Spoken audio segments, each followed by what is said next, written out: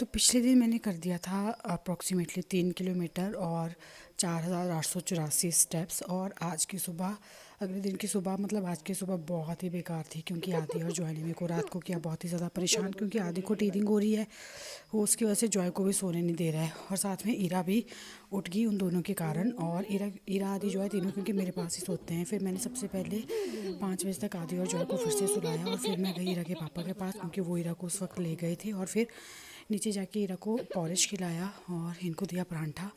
और फिर नीचे ईरा को सुला के आई।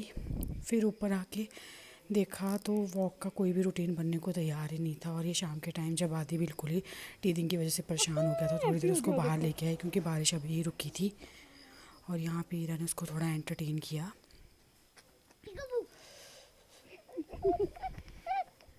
देखा, मैंने पता ना हैप्पी हो जाता है आपसे। करो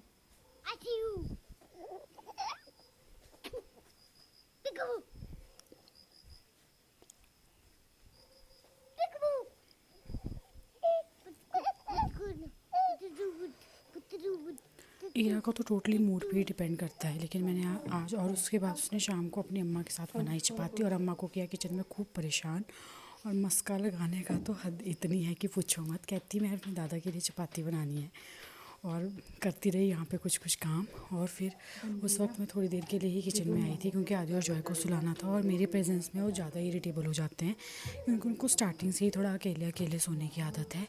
और यहाँ पे रन किया किचन में कुछ कुछ काम और साथ में किया अम्मा को परेशान भी।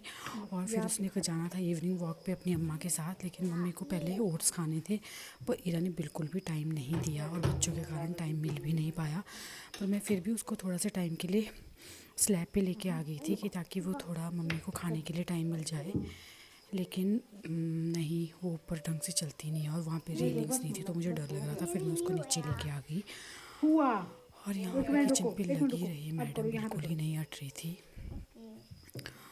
तो स्टेप्स का, वॉक का आज तो पूरा ही कोई रूटीन बनने वाला था क्योंकि आदि बहुत ही ज़्यादा इरिटेबल था।